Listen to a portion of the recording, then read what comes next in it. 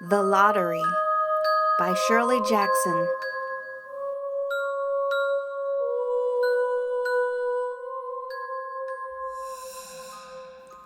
The morning of June 27th was clear and sunny, with the fresh warmth of a full summer day.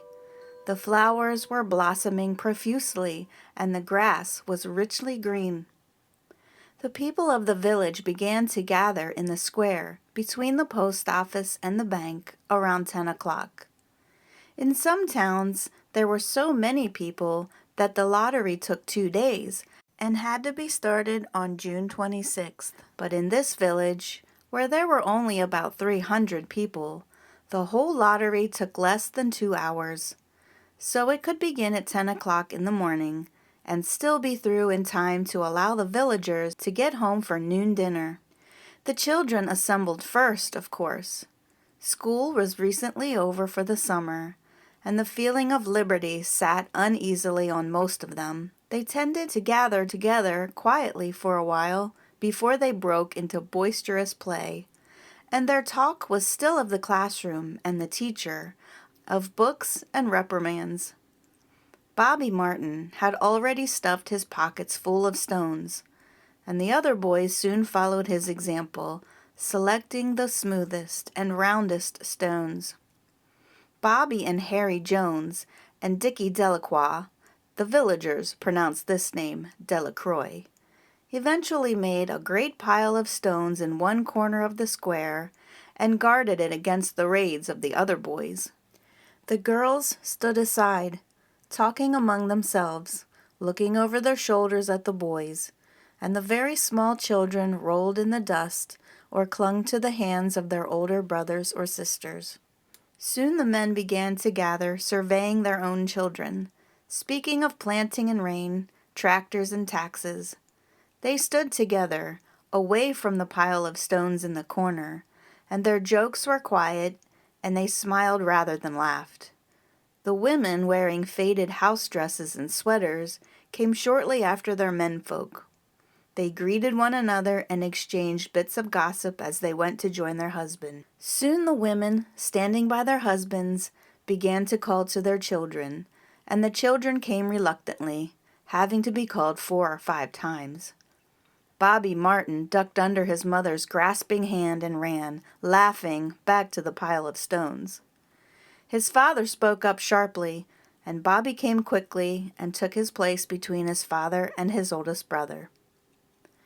The lottery was conducted, as were the square dances, the teen club, the Halloween program, by Mr. Summers, who had time and energy to devote to civic activities. He was a round-faced, jovial man, and he ran the coal business, and people were sorry for him because he had no children and his wife was a scold. When he arrived in the square, carrying the black wooden box, there was a murmur of conversation among the villagers, and he waved and called, "Little late today, folks." The postmaster, Mr. Graves, followed him, carrying a 3-legged stool, and the stool was put in the center of the square, and Mr. Summers set the black box down on it. The villagers kept their distance, leaving a space between themselves and the stool, and when Mr. Summers said, "Some of you fellas want to give me a hand?" there was a hesitation before 2 men, Mr. Martin and his oldest son Baxter, came forward to hold the box steady on the stool while Mr. Summers stirred up the papers inside it. The original paraphernalia for the lottery had been lost long ago, and the black box now resting on the stool had been put into use even before Old Man Warner, the oldest man in town, was born. Mr. Summers spoke frequently to the villagers about making a new box, but no one liked to upset even as much tradition as was represented by the black box. There was a story that the present box had been made with some pieces of the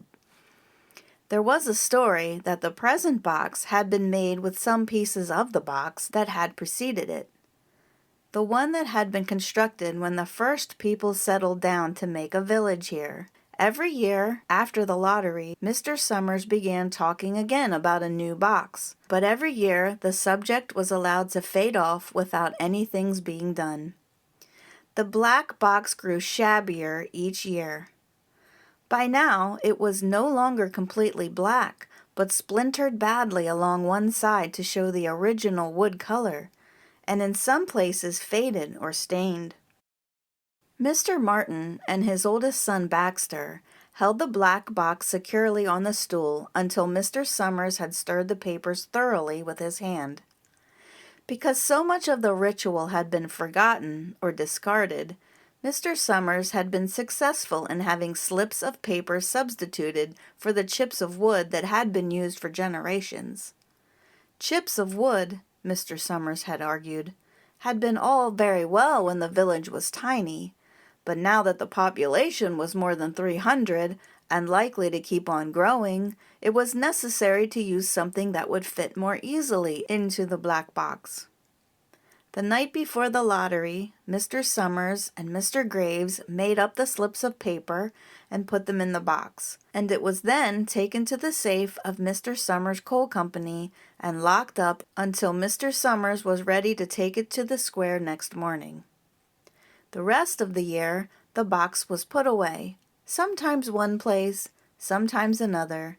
It had spent 1 year in Mr. Graves' barn, and another year underfoot in the post office, and sometimes it was set on a shelf in the Martin grocery and left there.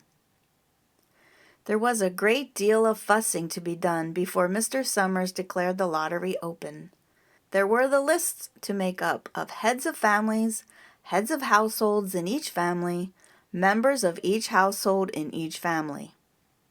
There was the proper swearing in of Mr. Summers by the postmaster, as the official of the lottery.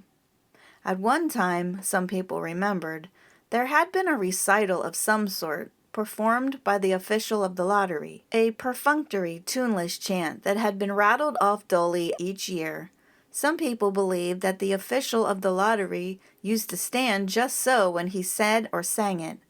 Others believed that he was supposed to walk among the people, but years and years ago this part of the ritual had been allowed to lapse. There had been also a ritual salute, which the official of the lottery had had to use in addressing each person who came up to draw from the box. But this also had changed with time. Until now, it was felt necessary only for the official to speak to each person approaching. Mr. Summers was very good at all this. In his clean white shirt and blue jeans, with one hand resting carelessly on the black box, he seemed very proper and important as he talked interminably to Mr. Graves and the Martins. Just as Mr. Summers finally left off talking and turned to the assembled villagers, Mrs. Hutchinson came hurriedly along the path to the square, her sweater thrown over her shoulders, and slid into place in the back of the crowd. "Clean forgot what day it was," she said to Mrs. Delacroix, who stood next to her, and they both laughed softly. "Thought my old man was out back stacking wood," Mrs. Hutchinson went on, "and then I looked out the window, and the kids was gone, and then I remembered it was the 27th, and came a-running." She dried her hands on her apron, and Mrs. Delacroix said, "You're in time, though. They're still talking away up there." Mrs. Hutchinson craned her neck to see through the crowd and found her husband and children standing near the front. She tapped Mrs. Delacroix on the arm as a farewell and began to make her way through the crowd. The people separated good-humoredly to let her through. 2 or 3 people said, in voices just loud enough to be heard across the crowd, "Here comes your Mrs. Hutchinson," and "Bill, she made it after all." Mrs. Hutchinson reached her husband, and Mr. Summers, who had been waiting, said cheerfully, "Thought we were going to have to get on without you, Tessie." Mrs. Hutchinson said, grinning, "Wouldn't have me leave me dishes in the sink now, would you, Joe?" And soft laughter ran through the crowd as the people stirred back into position after Mrs. Hutchinson's arrival. "Well now," Mr. Summers said soberly, "guess we better get started. Get this over with, so's we can go back to work. Anybody ain't here? Dunbar!" Several people said, "Dunbar! Dunbar!" Mr. Summers consulted his list. Clyde Dunbar, he said. That's right. He's broke his leg, hasn't he? Who's drawing for him? Me, I guess, a woman said, and Mr. Summers turned to look at her. Wife draws for her husband, Mr. Summers said. Don't you have a grown boy to do it for you, Janie?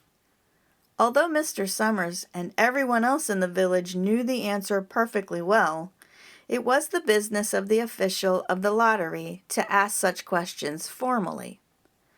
Mr. Summers waited with an expression of polite interest while Mrs. Dunbar answered. Horace is not but 16 yet, Mrs. Dunbar said regretfully. Guess I gotta fill in for the old man this year. Right, Mr. Summers said. He made a note on the list he was holding. Then he asked, Watson boy drawing this year? A tall boy in the crowd raised his hand. Here, he said. I'm drawing for my mother and me. He blinked his eyes nervously and ducked his head as several voices in the crowd said things like, Good fellow, Jack, and Glad to see your mother's got a man to do it. Well, Mr. Summers said, guess that's everyone. Old man Warner make it? Here, a voice said, and Mr. Summers nodded. A sudden hush fell on the crowd as Mr. Summers cleared his throat and looked at the list. All ready? He called. Now, I'll read the names. Heads of families first, and the men come up and take a paper out of the box. Keep the paper folded in your hand without looking at it until everyone has had a turn. Everything clear? The people had done it so many times that they only half listened to the directions. Most of them were quiet, wetting their lips, not looking around. Then Mr. Summers raised one hand high and said, Adams. A man disengaged himself from the crowd and came forward. Hi, Steve, Mr. Summers said, and Mr. Adams said, Hi, Joe. They grinned at one another humorlessly and nervously. Then Mr. Adams reached into the black box and took out a folded paper. He held it firmly by one corner as he turned and went hastily back to his place in the crowd, where he stood a little apart from his family, not looking down in his hand. Allen, Mr. Summers said, Anderson, Bentham. Seems like there's no time at all between lotteries anymore, Mrs. Delacroix said to Mrs. Graves in the back row. Seems like we got through with the last one only last week. Time sure goes fast, Mrs. Graves said. Clark, Delacroix. There goes my old man, Mrs. Delacroix said. She held her breath while her husband went forward. Dunbar, Mr. Summers said, and Mrs. Dunbar went steadily to the box while one of the women said, Go on, Janie, and another said, There she goes. We're next, Mrs. Graves said. She watched while Mr. Graves came around from the side of the box, greeted Mr. Summers gravely, and selected a slip of paper from the box. By now, all through the crowd, there were men holding the small folded papers in their large hands, turning them over and over nervously. Mrs. Dunbar and her two sons stood together, Mrs. Dunbar holding the slip of paper. Harbert, Hutchinson. Get up there, Bill, Mrs. Hutchinson said, and the people near her laughed. Jones. They do say, Mr. Adams said to Old Man Warner, who stood next to him, that over in the North Village they're talking of giving up the lottery. Old Man Warner snorted. Pack of crazy fools, he said, listening to the young folks. Nothing's good enough for them. Next thing you know, they'll be wanting to go back to living in caves. Nobody work anymore. Live that way for a while. Used to be a saying about lottery in June, corn be heavy soon. First thing you know, we'd all be eating stewed chickweed and acorns. There's always been a lottery, he added petulantly. Bad enough to see young Joe Summers up there joking with everybody. Some places have already quit lotteries, Mrs. Adams said. Nothing but trouble in that, Old Man Warner said stoutly. Pack of young fools. Martin, and Bobby Martin watched his father go forward. Overdyke, Percy. I wish they'd hurry, Mrs. Dunbar said to her older son. I wish they'd hurry. They're almost through, her son said. You get ready to run tell Dad, Mrs. Dunbar said. Mr. Summers called his own name and then stepped forward precisely and selected a slip from the box. Then he called, Warner, 77th year I've been in the lottery, Old Man Warner said as he went through the crowd. 77th time. Watson! The tall boy came awkwardly through the crowd. Someone said, Don't be nervous, Jack. And Mr. Summers said, Take your time, son. Zanini. After that, there was a long pause, a breathless pause, until Mr. Summers, holding his slip of paper in the air, said, All right, fellas.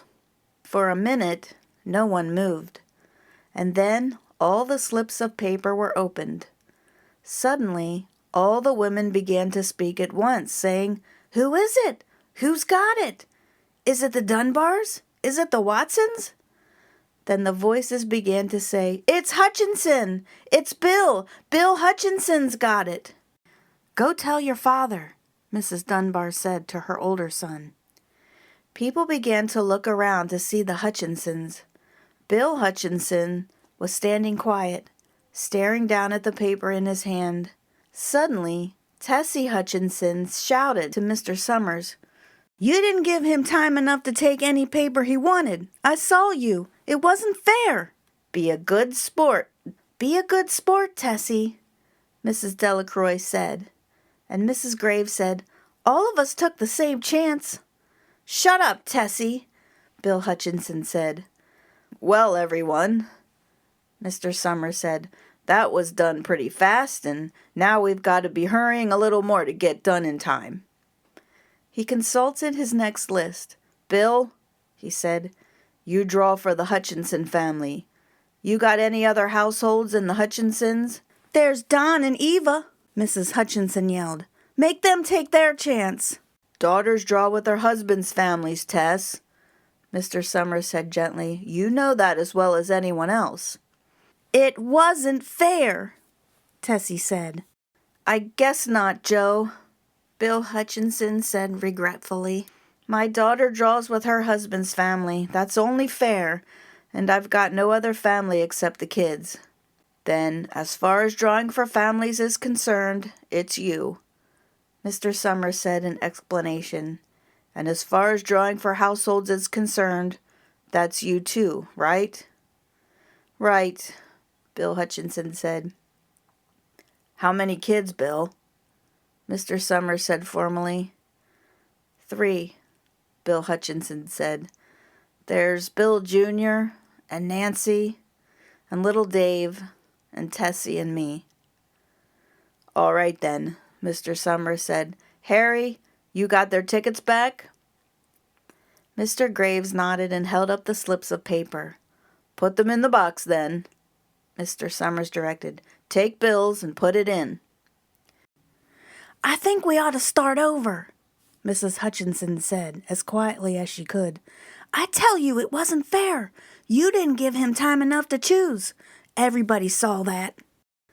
Mr. Graves had selected the 5 slips and put them in the box, and he dropped all the papers but those onto the ground, where the breeze caught them and lifted them up. Listen, everybody, Mrs. Hutchinson was saying to the people around her. Ready, Bill? Mr. Summers asked, and Bill Hutchinson, with one quick glance around at his wife and children, nodded. Remember, Mr. Summers said, take the slips and keep them folded until each person has taken one. Harry, you help little Dave. Mr. Graves took the hand of the little boy, who came willingly with him up to the box. Take a paper out of the box, Davy, Mr. Summers said. Davy put his hand into the box and laughed. Take just one paper, Mr. Summers said. Harry, you hold it for him. Mr. Graves took the child's hand and removed the folded paper from the tight fist and held it while little Dave stood next to him and looked up at him wonderingly. Nancy next, Mr. Summer said. Nancy was 12, and her school friends breathed heavily as she went forward, switching her skirt, and took a slip daintily from the box. Bill Jr., Mr. Summer said, and Billy, his face red and his feet overlarge, nearly knocked the box over as he got a paper out. Tessie, Mr. Summer said. She hesitated for a minute, looking around defiantly, and then set her lips and went up to the box. She snatched a paper out and held it behind her. Bill, Mr. Summer said, and Bill Hutchinson reached into the box and felt around, bringing his hand out at last with a slip of paper in it. The crowd was quiet. A girl whispered, "I hope it's not Nancy." And the sound of the whisper reached the edges of the crowd. "It's not the way it used to be," Old Man Warner said clearly. "People ain't the way they used to be." "All right," Mr. Summer said. "Open the papers. Harry, you open little Dave's." Mr. Graves opened the slip of paper, and there was a general sigh through the crowd as he held it up, and everyone could see that it was blank. Nancy and Bill Jr. opened theirs at the same time, and both beamed and laughed, turning around to the crowd and holding their slips of paper above their heads. "Tessie," Mr. Summers said. There was a pause, and then Mr. Summers looked at Bill Hutchinson, and Bill unfolded his paper and showed it. It was blank. "It's Tessie," Mr. Summers said, and his voice was hushed. "Show us her paper, Bill." Bill Hutchinson went over to his wife and forced the slip of paper out of her hand. It had a black spot on it. The black spot Mr. Summers had made the night before with the heavy pencil in the coal company office. Bill Hutchinson held it up, and there was a stir in the crowd. "All right, folks," Mr. Summers said. "Let's finish quickly." Although the villagers had forgotten the ritual and lost the original black box, they still remembered to use stones. The pile of stones the boys had made earlier was ready. There were stones on the ground with the blowing scraps of paper that had come out of the box. Mrs. Delacroix selected a stone so large she had to pick it up with both hands and turned to Mrs. Dunbar. "Come on," she said. "Hurry up." Mrs. Dunbar had small stones in both hands, and she said, gasping for breath, "I can't run at all. You'll have to go ahead. I'll catch up with you." The children had stones already, and someone gave little Davy Hutchinson a few pebbles. Tessie Hutchinson was in the center of a cleared space by now, and she held her hands out desperately as the villagers moved in on her. "It isn't fair," she said. A stone hit her on the side of the head. Old Man Warner was saying, come on, everyone." Steve Adams was in the front of the crowd of villagers, with Mrs. Graves behind him. "It isn't fair! It isn't right!" Mrs. Hutchinson screamed, and then they were upon her.